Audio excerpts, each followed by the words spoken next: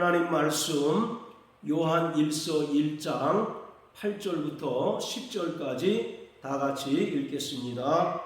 만일 우리가 죄 없다 하면 스스로 속이고 또 진리가 우리 속에 있지 아니할 것이요 만일 우리가 우리 죄를 자백하면 저는 미쁘시고 의로우사 우리 죄를 사하시며 모든 불의에서 우리를 깨끗게 하실 것이요 만일 우리가 범죄하지 아니하였다 하면 하나님을 거짓말하는 자로 만드는 것이니 또한 그의 말씀이 우리 속에 있지 아니하니라. 아멘. 요한 1서는 초대교회 당시 교회의 가장 큰 위협 세력인 영지주의자들의 거짓된 가르침을 반박하면서 바른 신앙을 정립하기 위하여 기록되었습니다.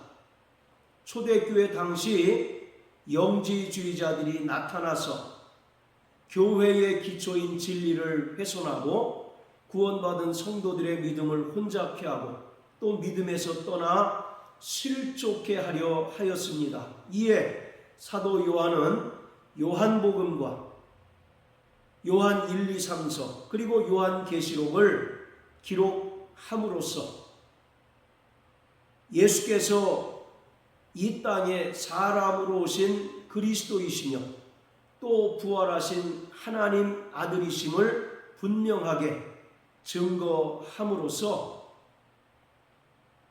영지주의자들의 그 거짓된 가르침을 반박하고 또 성도들의 믿음을 더욱더 견고케 하였습니다. 이러한 영지주의자들은 극단적인 이원론자들로서 인간의 영과 정신은 선하지만 세상의 물질과 인간의 육체는 악하고 속하고 더럽고 추하다라고 주장합니다. 따라서 거룩하신 하나님의 아들 예수께서 어떻게 악하고 더러운 인간의 육체를 입고 이 땅에 오실 수 있는가 하여 예수님의 성육신을 철저하게 부인하였습니다.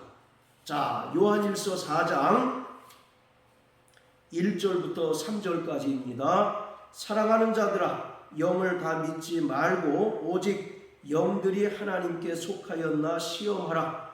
많은 거짓 선지자가 세상에 나왔음이니라. 하나님의 영은 이것으로 알지니 곧 예수 그리스도께서 육체로 오신 것을 시인하는 영마다 하나님께 속한 것이요 예수를 시인하지 아니하는 영마다 하나님께 속한 것이 아니니 이것이 곧 저 그리스도의 영이니라. 오리라 한 말을 너희가 들었거니와 이제 벌써 세상에 있느니라. 3절에 보면 예수를 시인하지 아니하는 영마다 하나님께 속한 것이 아니고 적그리스도의 영이라고 말합니다. 그리고 그들은 이미 벌써 세상에 널리 퍼져 있다라고 말합니다.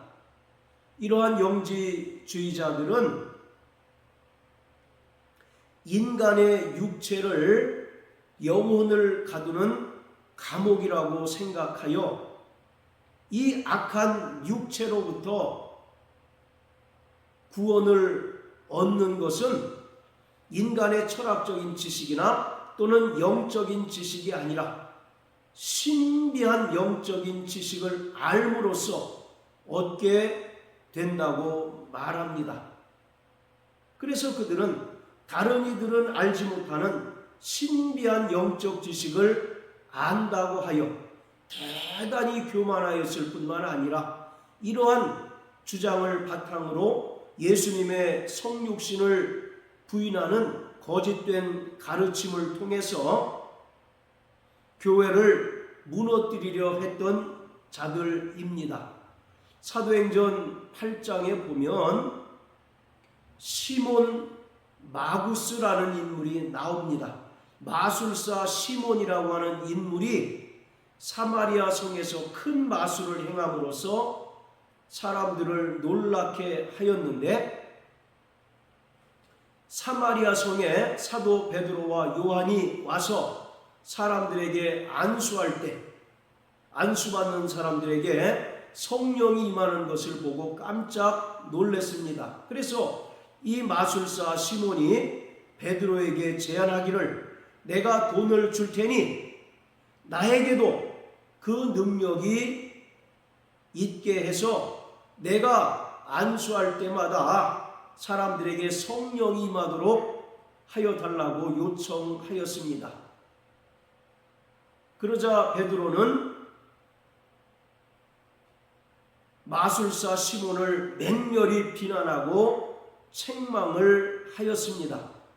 여기서 나오는 마술사 시몬이 바로 모든 이단의 아버지요 또 영지주의자의 창시자라고 불리는 인물입니다. 그리고 이 마술사 시몬을 추종하는 자들을 시몬파라고 했는데 이 시몬파는 모든 이단의 바로 근원이 되었습니다. 따라서 이러한 영지주의자들로부터 초대교회 당시에 상당한 어려움을 겪고 있었습니다. 영지주의자들의 극단적인 행태는 두 가지로 나타났는데 한 부류는 철저한 금욕주의를 표방하였습니다. 그리고 또 한 부류는 철저하게 육체의 쾌락을 추구하는 자유방임주의로 흐르게 되었습니다. 육체는 본디 악하고 더러운 것이기에 육체를 학대하고 또 육체를 괴롭게 함으로써 육체로부터 구원을 얻으려고 하였습니다. 그리고 또 한편으로는 육체는 본래 악하고 더러운 것이기에 그 육체로 얼마든지 악을 행하고 죄를 범한다 한들 그것이 결코 죄가 될 수 없고 또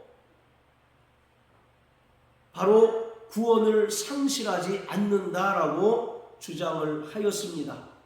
그래서 육체의 쾌락을 추구하는 자유방임주의자들을 무율법주의 그리고 도덕률 폐기론자라고 부릅니다. 그들은 율법의 시대가 이미 지났기 때문에 더 이상 율법을 지킬 필요가 없다고 가르칩니다. 그리고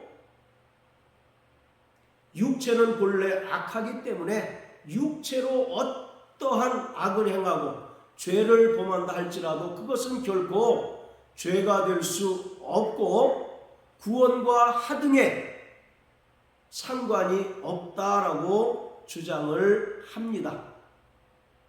성경에서 이러한 대표적인 인물이 요한계시록 2장에 나오는 니골라 당입니다.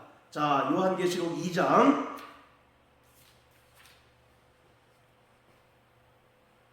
자 6절입니다. 오직 내게 이것이 있으니 내가 니골라 당의 행위를 미워하는도다. 나도 이것을 미워하노라.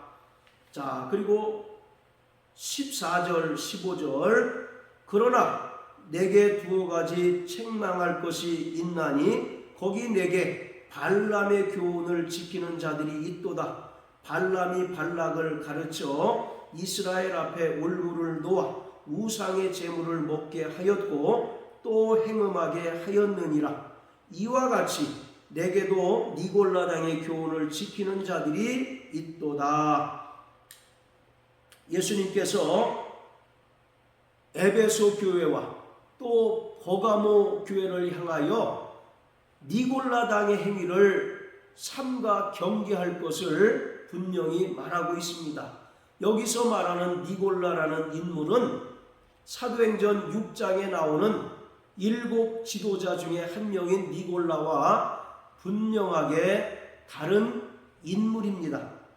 이 니골라 당의 행위가 마치 구약의 이스라엘을 광야에서 미혹하였던 발람 선지자의 행위와 같다라고 예수님께서 말씀하고 있습니다. 바로 니골라 그리고 발람이라고 하는 인물은 하나님의 백성을 파괴시키는 자라는 뜻을 가지고 있습니다. 그래서 이들의 거짓된 가르침은 교회를 무너뜨리고 또 성도들의 믿음을 철저하게 파괴시키는 것임을 알려주고 있습니다. 이들의 주장은 바로 얼마든지 육체로 쾌락을 쫓고 죄를 범해도 그것이 결코 죄악이 되지 않는다는 것입니다. 그리고 율법은 이미 지나간 것이기 때문에 더 이상 율법을 지킬 필요가 없고 육체로 아무런 악을 행한다 할지라도 그것이 전혀 구원과 상관이 없다라고 이렇게 가르쳤습니다. 여기서 우리가 분명히 알 것은 율법이 더 이상 우리에게 아무런 필요가 없는 것일까 하는 것입니다. 물론 율법에 속한 모든 의식은 예수님께서 친히 십자가에 달려 죽으시고 부활하심으로써 완성하셨기 때문에 모든 율법에 속한 제도와 의식은 폐하여졌습니다. 따라서 율법에서 규정하고 있는 의식과 제도는 더 이상 지킬 필요가 없습니다. 그렇지만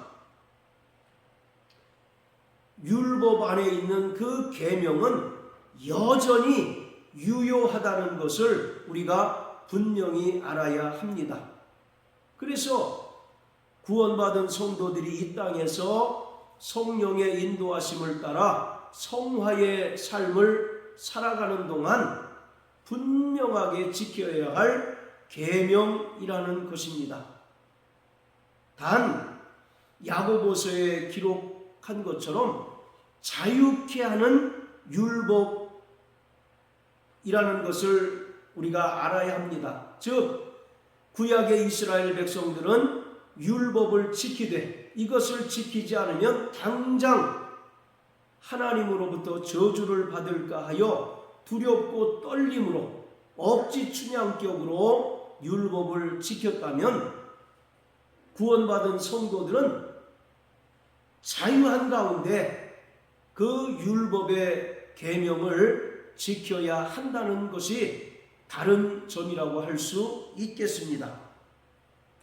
자, 이처럼 영지주의자들 중에 특히 니고라당 같은 경우에는 자신들이 범죄하지 않았다라고 주장을 합니다.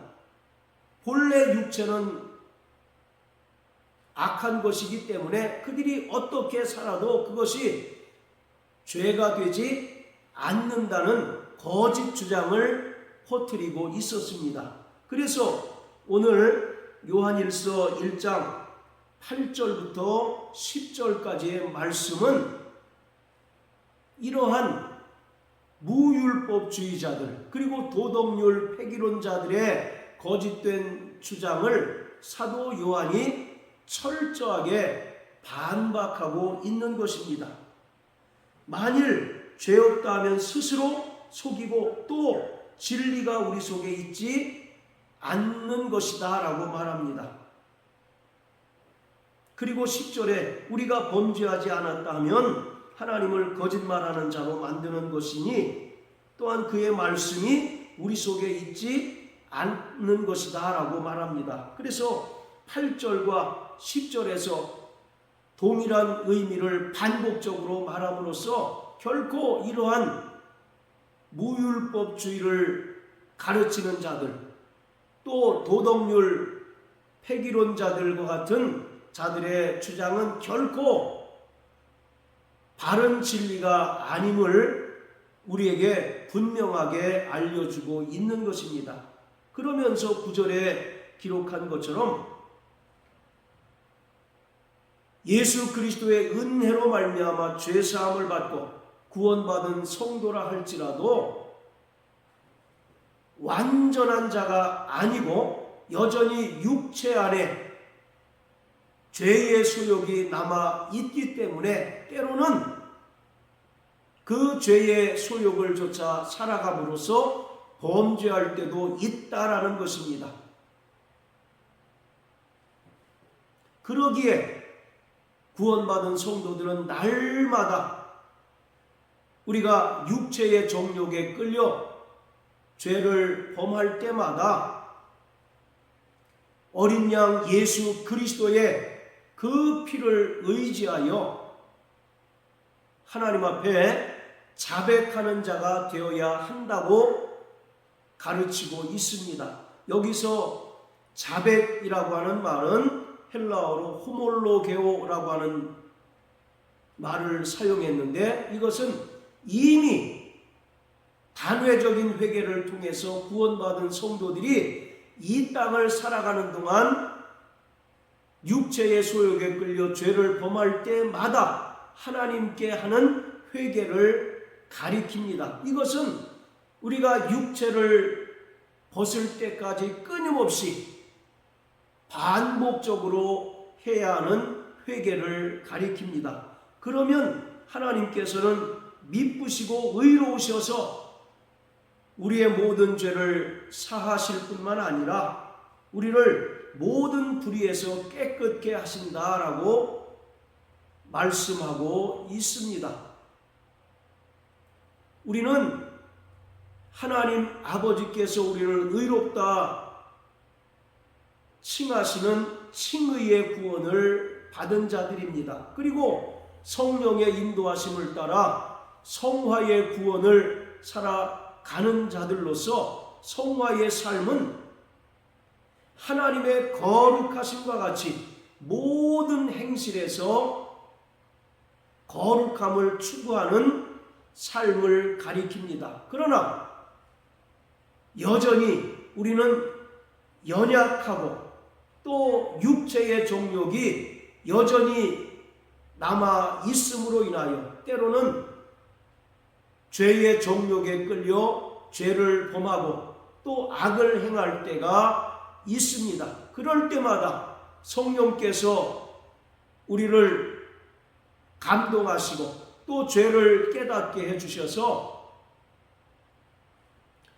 우리가 죄를 자백하게 하십니다. 그러면 하나님은 미쁘시고 의로우셔서 우리의 모든 죄를 사하시고 우리를 모든 불의에서 건지셔서 거룩한 하나님의 백성으로 살아가게 하시는 것입니다. 그러므로 사랑하는 성도 여러분, 성경에 기록된 진리 외에 다른 복음을 전하는 자들의 거짓된 가르침에 미혹되지 않기를 주의 이름으로 축복합니다.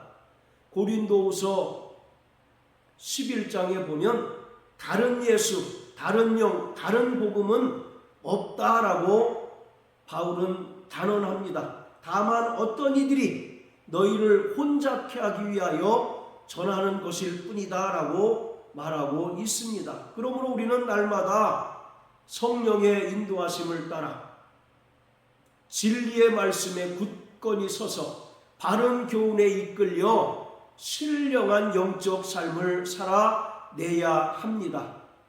그리고 우리는 끊임없이 어린 양 예수 그리스도의 보혈을 의지하여 죄를 자백하는 자가 되어야 합니다. 스가랴서 12장 10절에 보면 성령은 우리를 회개케 하는 영이라고 말씀하고 있습니다.